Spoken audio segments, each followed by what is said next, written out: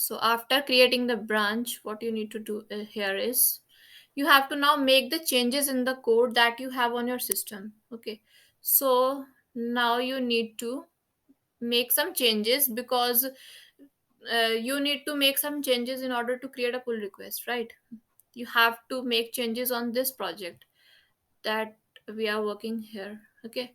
So you have to first search for some bugs, or you have to have some idea about creating a new feature. Okay.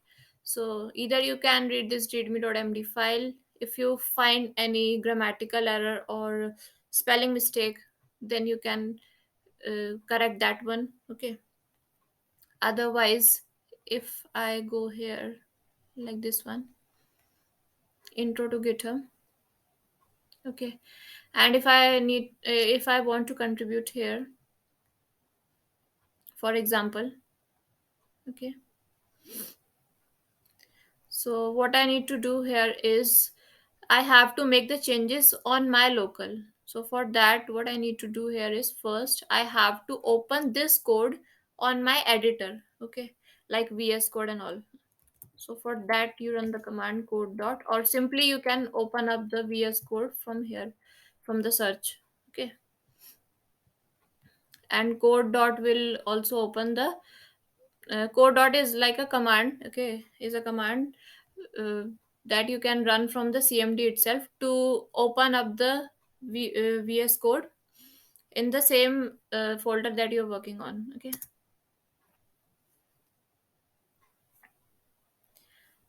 So as you can see, the editor is getting open.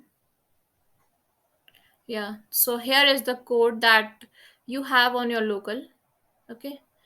Now you have to make some changes, right? So for example, I was checking this one,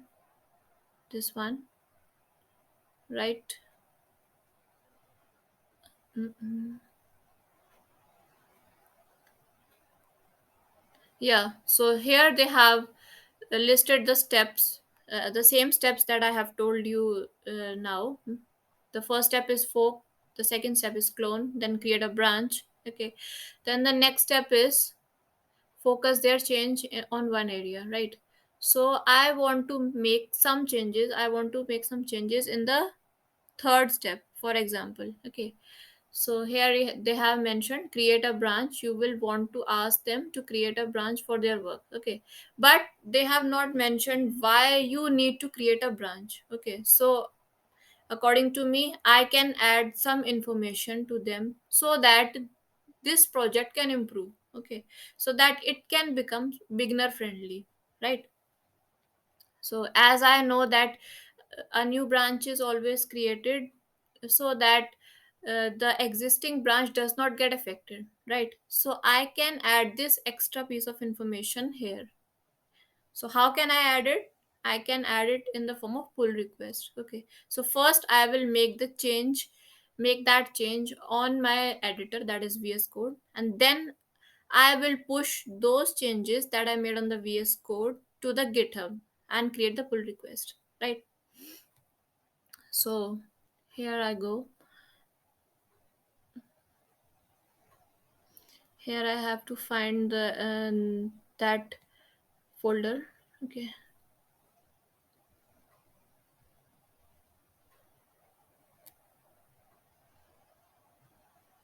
So it was in the getting started lessons and GitHub Basics. Okay. Getting started. Now, so here is this one, getting started lessons. Here you have the GitHub Basics, right? Here you have the GitHub Basics, and then you have the images, translations, and readme.md file, right? Yeah, so here is this one. Then I can search for uh, then I can search for this one, create a branch. Okay, where is this located? Then only I can make the changes to that, right? So search this one, control F and search here, create a new branch.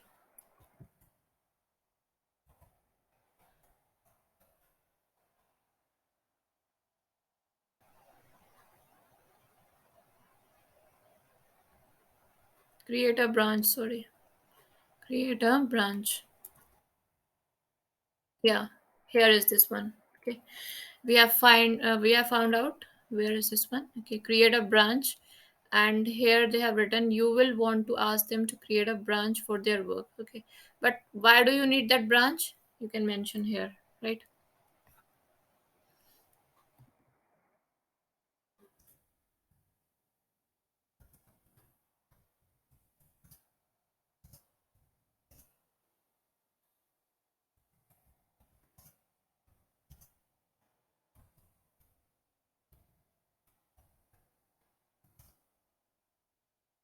Creating a new branch is preferred so that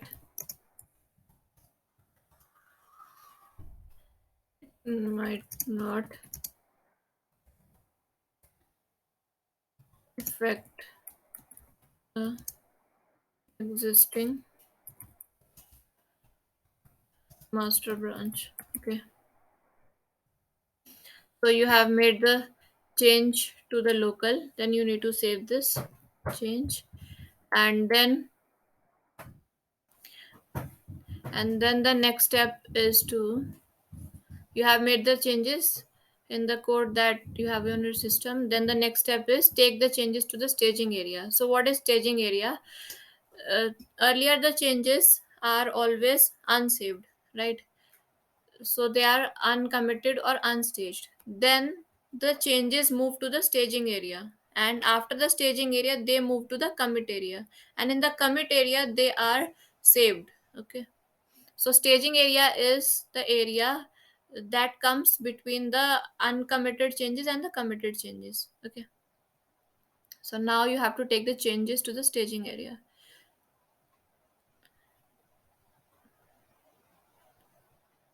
So for that you need to run the command git add dot, okay, git add and space dot.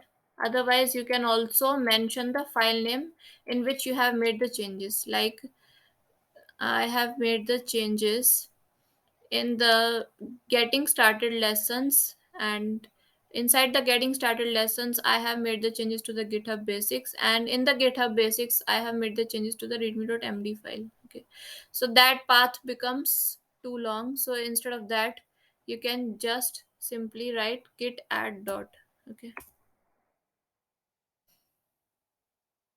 okay, so your changes have been moved to the staging area. Now the next step is commit the changes. Okay, so to commit the changes you need the command git commit -m and some message. This message should be some meaningful message. Okay, this message should contain what changes have you done in the in this pull request. Okay, like for example I have made the change in the readme.md file in the github basics folder, right? So I can write this one: updated readme.md in github basics. Okay, here you can see one file changed, one insertion, one deletion, because I had added one line. Okay, so that is getting inserted, and I have changed only one file. That's why it's showing only one file changed. Okay, and you can run the command git status to know the status of your project. Okay, this will tell you that on which branch you are currently on. I had created a new branch that is Aparna 2071, so that's why I'm on that branch only, and I have already committed my changes. Therefore, it is saying nothing to commit. Okay, if I had not committed the changes already, then it must have said that you have some changes that are uncommitted. Okay, so git status is a command that tells you about the status, that on which branch you are currently on, and whether your changes are committed or not. Okay, so after you have committed all your changes, that means you have made the changes on your local machine, but pull request has to be made on GitHub. Okay, so you need to push the changes that you have done on your local to the GitHub. Okay, so the next step here is push the changes from your local PC or laptop to your GitHub repository. Okay, so for that you need the command,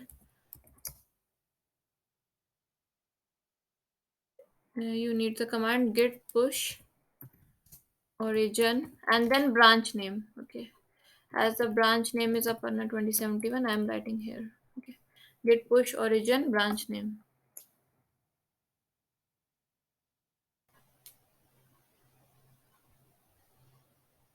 So here you can see that um, the changes have been pushed. Okay, so you need to check your GitHub here.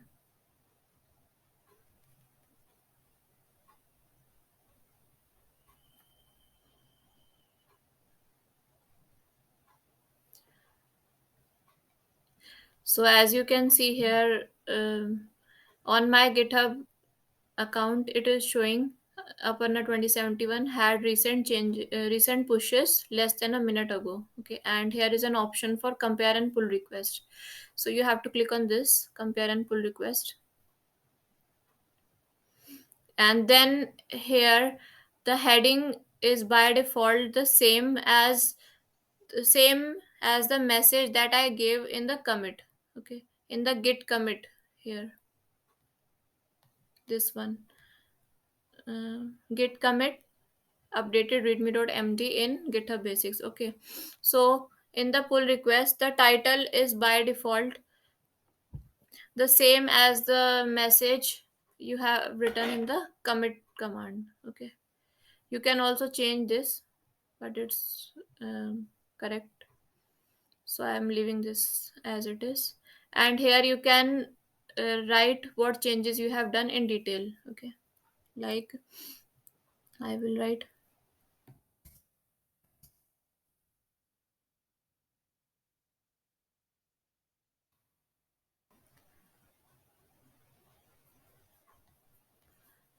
I have made change line number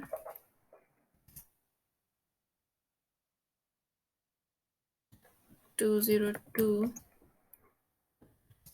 and explain the use of creating a new branch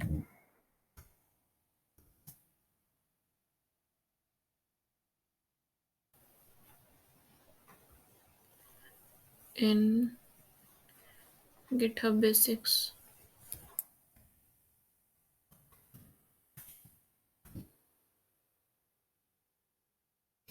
GitHub Basics readme.md. Okay, like this you can write. Okay, and then you have to click on create pull request. Click on create pull request. Okay, so this pull request has now been submitted, and now uh, a maintainer or the owner of this project uh, will go through this project, will review this PR pull request. Okay, and this if these changes suits them, then only they will merge my changes to their project. Okay, otherwise they will suggest me some changes. Okay, so I have to wait till my pull request is merged. Okay, so this was all about how to create a pull request. Okay, as a contributor. So in this video I have discussed about how to participate as a contributor. In my next video I will uh, explain about how to participate as a maintainer. Okay, so that's it for this video. Thank you. Bye bye.